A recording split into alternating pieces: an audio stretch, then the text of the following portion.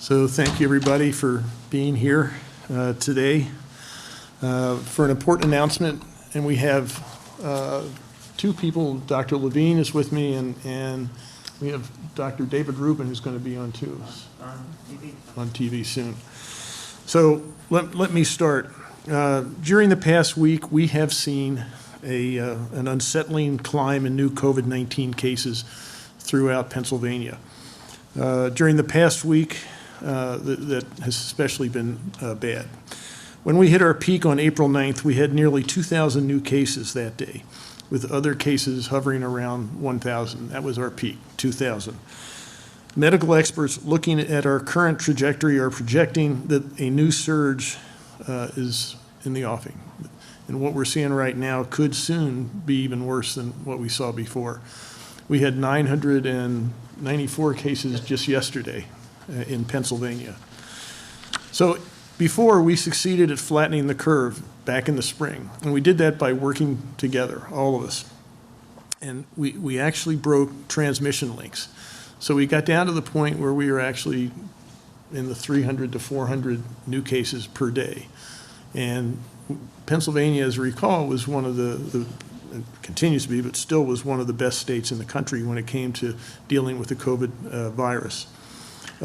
We didn't know as much about the virus then as we do now, so we had to take a broad approach, sort of the blunt instrument approach to eliminating points of contact. But with our current rapid increases, we need to act again, but this time we have more knowledge and we can act in a more focused manner because we have a better sense of how this virus is affecting Pennsylvanians. Through contact tracing, we've identified 3 catalysts for our case increases. This is where we think the case increases are coming from. First, some Pennsylvanians have been ignoring the mask wearing requirements and social distancing when they're visiting Pennsylvania bars and restaurants. They are unknowingly spreading or unknowingly picking up the virus. And this carelessness has resulted in pockets of super spreading. Second is out-of-state travel, both by Pennsylvanians who are returning from places they visited out of state and by out-of-state folks coming to Pennsylvania to visit us here.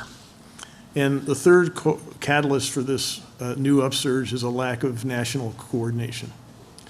And that has resulted in states in the South and Southwest especially not committing to the things they should have done to keep this virus from spreading. Unfortunately, this virus does not respect state boundaries. And so we are paying the price in different ways for what states and other places have not done.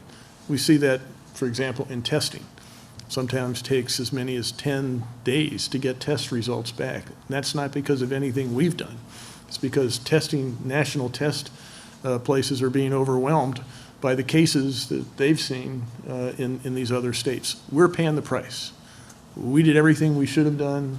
We were responsible, and yet we're paying a price right now. So the result is that other states have become petri dishes for COVID-19 during the time when we were all working hard here in Pennsylvania to suppress the spread.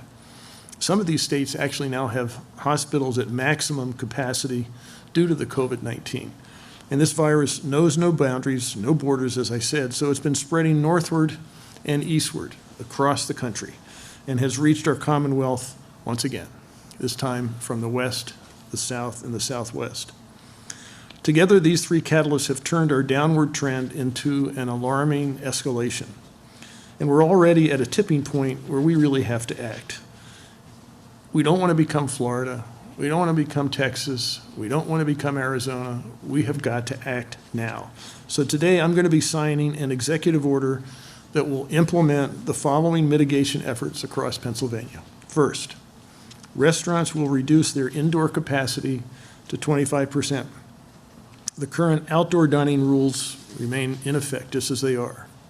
Second, on-premises alcohol consumption will be limited to service with meals only. Cocktails to go and carry-out beverages are allowed. Third, telework must be implemented whenever possible. And fourth, indoor gatherings will be limited to 25 people, and outdoor gatherings remain at a maximum of 250 people. As I've said, we are using the information we have gathered over the past few months to create these mitigation efforts based on how the virus spreads, how it's spreading in actuality right now in Pennsylvania. We know that the virus appears to be primarily airborne, so we're placing more limits on indoor activities. We know that the virus spreads rapidly in crowds, so we're limiting crowd sizes in situations where people are likely to gather close together, such as bars. This is the virus speaking.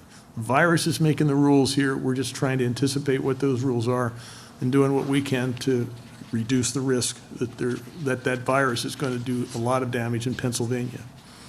Now, these new mitigation efforts are in addition to existing actions. They don't take away the importance of our personal responsibility to do our part, each of us, 13 million Pennsylvanians, to reduce the possibility that we are spreading COVID-19. That includes wearing a mask when we're out in public. It includes washing our hands, using hand sanitizer frequently. It includes social distancing as much as possible.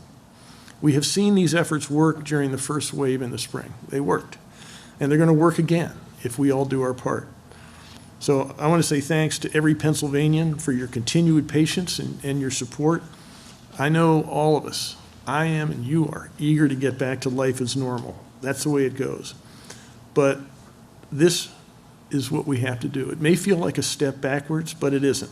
It's just a reminder that we need to get back on the course of mask wearing, social distancing, and successfully mitigating COVID-19. Pennsylvanians should consider that even with indoor dining limited and bars closed for on-premises alcohol consumption, cocktails to go are still permitted, and there is no shortage of outdoor dining options. Small gatherings of friends in the backyard or at a local park, they're still permitted.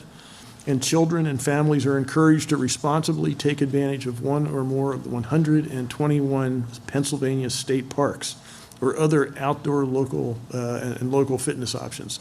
Children can visit local playgrounds, community pools. They can enjoy outdoor activities with their families. Gyms and fitness centers can remain open and are encouraged to offer more outdoor fitness options.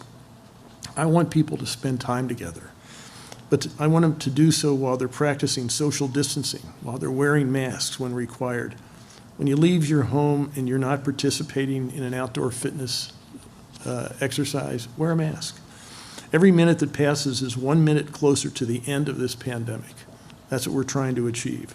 And many researchers and many medical professionals are working diligently to find more treatments, maybe a vaccine, maybe a cure for COVID-19. So thank you, Pennsylvania, for everything that you've done, every sacrifice you've made. Let's keep working together. Let's keep working together as I know we can to protect ourselves, our families, our friends, our businesses, and our communities from a further spread of COVID-19.